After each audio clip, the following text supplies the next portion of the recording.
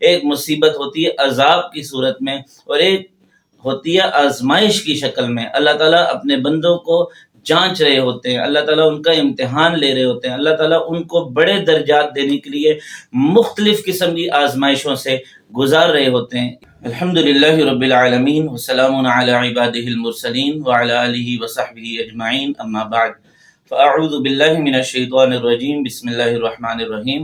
وَلَنَبْلُوَنَّكُمْ بِشَيْءٍ مِّنَ الْخَوْفِ وَالْجُوعِ وَنَقْصٍ مِّنَ الْأَمْوَالِ وَالْأَنفُسِ وَالثَّمَرَاتِ وَبَشِّرِ الصَّابِرِينَ۔ صدق اللہ مولانا العظیم۔ اللہ تعالیٰ نے پہلے صبر کی فضیلت بیان کی، صبر کا فائدہ بیان کیا، صبر سے حاصل ہونے والے ثمرات بیان کیے کہ صبر کرنے والوں کے ساتھ اللہ ہوتا ہے، صبر کے ذریعے اللہ تعالیٰ کی مدد حاصل کی جا سکتی ہے۔ پھر صبر کا سب سے اعلیٰ معیار بیان کیا، سب سے بڑی آزمائش بیان کی کہ اللہ کے راستے میں قتل ہو جانا، شہید ہو جانا، پھر اس کا اجر و ثواب اور ریوارڈ بیان کیا۔ اب آیت نمبر 154 میں اللہ تعالیٰ آزمائشوں کی مختلف صورتیں بیان فرما رہے ہیں کہ وَلَنَبْلُوَنَّكُمْ، ہم ضرور بالضرور تمہیں آزمائیں گے۔ یہ مت سمجھو کہ ہم مسلمان ہو گئے، ہم ایمان لے آئے، ہم نے نیکیاں شروع کر دیں، ہم نے نمازیں شروع کر دیں، ہم نے نیک راستہ اپنا لیا تو اب ہمیں کوئی پریشانی نہیں آئے گی، کوئی آزمائش نہیں آئے گی۔ ایک پریشانی ہوتی ہے عذاب کی صورت میں، ایک مصیبت ہوتی ہے عذاب کی صورت میں، اور ایک ہوتی ہے آزمائش کی شکل میں۔ اللہ تعالیٰ اپنے بندوں کو جانچ رہے ہوتے ہیں، اللہ تعالیٰ ان کا امتحان لے رہے ہوتے ہیں، اللہ تعالیٰ ان کو بڑے درجات دینے کے لیے مختلف قسم کی آزمائشوں سے گزار رہے ہوتے ہیں۔ اسی لیے اللہ تعالیٰ فرماتے ہیں احسب الناس ان یترکوا ان یقولوا آمنا، کیا لوگوں نے یہ گمان کر رکھا ہے کہ صرف اس بات پر وہ چھوڑ دیے جائیں گے کہ ہم ایمان لے آئے، وہم لا یفتنون، ان کی کوئی آزمائش نہیں ہوگی؟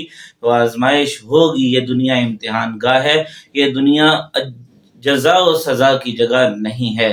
تو اللہ فرما رہے ہیں وَلَنَبْلُوَنَّكُمْ، ہم ضرور بالضرور تمہیں آزمائیں گے۔ اے اللہ کیسے آزمائیں گے؟ بِشَيْءٍ مِّنَ الْخَوْفِ، کبھی کچھ خوف دے گے کہ مخالفین آپ کو نقصان پہنچانے کے در پہ ہوں گے، آپ کو پریشان کریں گے، آپ خوف زدہ ہوں گے، تو اللہ تعالیٰ اس طرح بھی آپ کو آزمائیں گے۔ وَالْجُوعِ، کبھی بھوک سے آزمائیں گے۔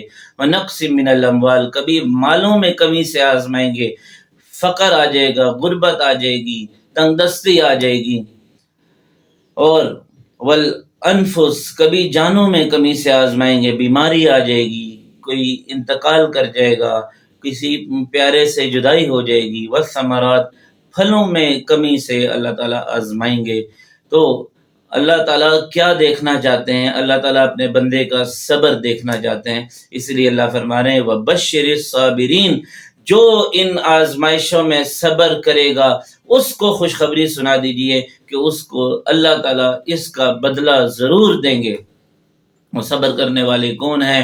الذین اذا اصابتہم مصیبہ، جب ان کو کوئی مصیبت پہنچتی ہے، قالوا، تو وہ کہتے ہیں انا للہ، ہم اللہ ہی کے ہیں، وَإِنَّا إِلَيْهِ رَاجِعُونَ، اللہ کے پاس ہی لوٹ کر ہم نے جانا ہے۔ جب اللہ کے پاس لوٹ کر جائیں گے تو اللہ ہمیں اس کا بدلہ دے دیں گے، اور ہماری حیثیت ہی کیا ہے کہ ہم واویلا کریں، ہم شور مچائیں، ہم احتجاج کریں؟